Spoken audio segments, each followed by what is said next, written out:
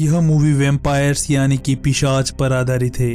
कहानी शुरू होती है 1967 से, जहां एक प्रेग्नेंट लेडी पर किसी वैम्पायर द्वारा हमला किया जाता है। डॉक्टर्स को लगता है कि किसी जानवर ने इसे काटा है। वो बच्चे को बचा लेते हैं, लेकिन लेडी की मृत्यु हो जाती है। इस घटना के 30 साल बाद ये बच्चा वैम्पायर हंटर बन जाता है और इसका नाम होता है ब्लेड। ये आधा मानव और आधा वैम्पायर होता है। ये लोगों का खून पीना छोड़कर इसकी जगह लहसुन से बनी एक सीरम का प्रयोग करता है और इसमें वैम्पायर्स की तरह ही अलौकिक ताकत होती है। ये आधा वैम्पायर होने के कारण दिन के उजाले में भी जीवित रह सकता है। ब्लेड एक वैम्पायर डीकन फ्रोस्ट की पार्टी में छापा मारता है और फ्रोस्ट के कई वैम्पायर्स को मौत के घाट उतार देता है, क्योंकि ब्लेड के पास चांदी से बने हथियार होते हैं जिनसे वैम्पायर की मौत हो जाती है। और ब्लेड फ्रोस्ट के एक आदमी को जिंदा जला देता है। पुलिस उस आदमी की आग बुझाती है और उसे हॉस्पिटल पहुंचाती है। यहाँ ये डॉक्टर कर्टिस वेब को मार देता है और एक लेडी डॉक्टर कैरेन जेनसन को भी काट लेता है।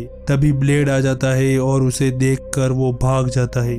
ब्लेड कैरेन को एक सुरक्षित बिल्डिंग लेकर आता है। यहाँ ब्लेड का पुराना दोस्त अब्राहम विस्लर डॉक्टर कैरेन का इलाज करता है। विस्लर बताता है कि उसने और ब्लेड ने वैम्पायर्स के खिलाफ एक गुप्त युद्ध छेड़ रखा है, क्योंकि वैम्पायर्स मासूम और बेगुनाह लोगों का खून पीकर उन्हें मार देते हैं। क्योंकि कैरेन को वैम्पायर ने काट लिया है, इसलिए ये दोनों उसे शहर छोड़ने की सलाह देते हैं। सीन बदलता है और दिखाया जाता है कि प्योर ब्लड वाले पैदाइशी वैम्पायरों की एक बैठक होती है, जहां फ्रोस्ट को इनके लीडर के द्वारा फटकार लगाई जाती है, क्योंकि वो मनुष्यों और वैम्पायर्स के बीच युद्ध को उकसाने का काम कर रहा है। वो वैम्पायर्स के द्वारा बनाए गए नियमों को फॉलो नहीं करता है। इसके जवाब में फ्रोस्ट उनके लीडर को बंदी बना लेता है और उसे धूप में जलाकर मार देता है और खुद लीडर बनकर बैठ जाता है। दूसरी तरफ जब कैरेन अपने अपार्टमेंट पहुंचती है तो एक पुलिस अधिकारी क्राइगर उस पर हमला करता है, क्योंकि ये पुलिस अधिकारी वैम्पायर्स के लिए काम करता है।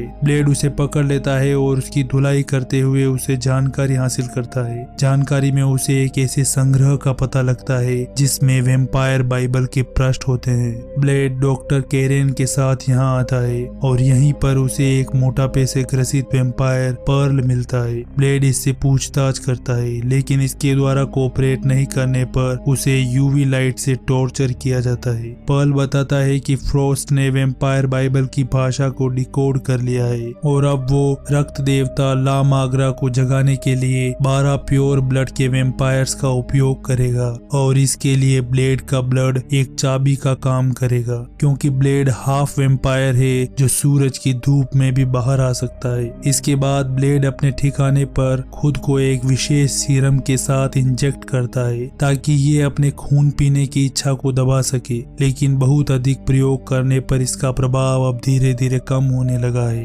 दूसरी तरफ क्राइगर फ्रोस्ट को सब कुछ बताता है और फ्रोस्ट उसे मार देता है। इधर डॉक्टर कैरेन अपने इलाज के लिए प्रयोग कर रही होती है। तभी उसे पता चलता है कि EDTA पदार्थ को वैम्पायर के ब्लड के साथ मिलाने पर ब्लास्ट होता है। कैरेन कहती है कि इसका प्रयोग ब्लेड वैम्पायर्स को मारने के लिए कर सकता है। ब्लेड के जाने के बाद फ्रोस्ट उनके ठिकाने पर हमला करता है। ये विस्लर को जख्मी कर कैरेन को अगवा कर लेता है। जब ब्लेड वापस आता है तो वो देखता है कि विस्लर की हालत खराब है और वो विस्लर को आत्महत्या करने में मदद करता है और अपनी गन उसे देकर निकल जाता है। जब ब्लेड कैरेन को बचाने फ्रोस्ट के ठिकाने पर आता है तो अपनी माँ को जीवित देखकर चौंक जाता है। वो बताती है कि वो मरी नहीं और फ्रोस्ट ने उसे काटा था और अब वो एक वैम्पायर बन चुकी है। तभी फ्रोस्ट पीछे से आकर ब्लेड को बंदी बना लेता है और उसे अनंत रात के मंदिर में लाया जाता है। यहाँ फ्रोस्ट खून के देवता ला माग्रा के लिए अनुष्ठान रखता है।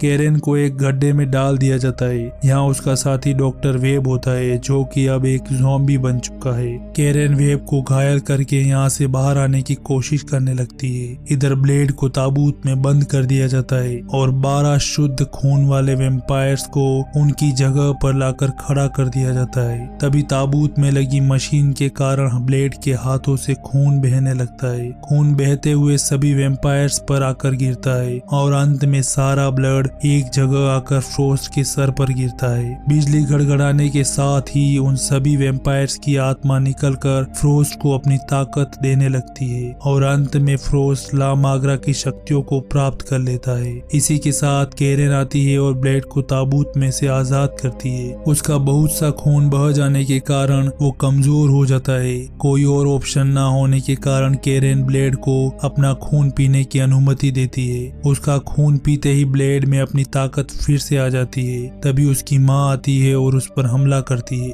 लेकिन हार जाने पर ब्लेड को वेम्पायर्स की ओर मिलाने की कोशिश करती है, लेकिन ब्लेड अपनी माँ को मार देता है और इसके बाद वो सीधा फ्रोस्ट को मारने आता है और उसके सभी लोगों को मौत के घाट उतार देता है। अंत में ब्लेड और फ्रोस्ट के बीच एक भयंकर फाइट होती है और ब्लेड उसे पेट से काट कर अलग कर देता है, लेकिन वो देखता है कि वो फिर से जुड़ गया है। ये ला माग्रा की ताकत के कारण होता है। अब ब्लेड EDTA की सारी सिरिंज फ्रोस्ट की बॉडी में इंजेक्ट कर देता है। EDTA की अधिक मात्रा के कारण उसकी बॉडी फूल जाती है और फट जाती है, जिससे उसकी मौत हो जाती है। केरेन ब्लेड को ठीक करने की पेशकश करती है, लेकिन ब्लेड कहता है कि अभी कई काम बाकी है, इसलिए तुम मेरे लिए एक बेहतर सीरम तैयार करो ताकि वो वेम्पायर्स के साथ अपना धर्म युद्ध जारी रख सके। पोस्ट क्रेडिट सीन में दिखाया जाता है कि मॉस्को में ब्लेड एक वेम्पायर का सामना करता है और यहीं पर मूवी खत्म हो जाती है। आई होप आपको ये वीडियो पसंद आई होगी। वीडियो को लाइक करें और चैनल को जरूर सब्सक्राइब करें।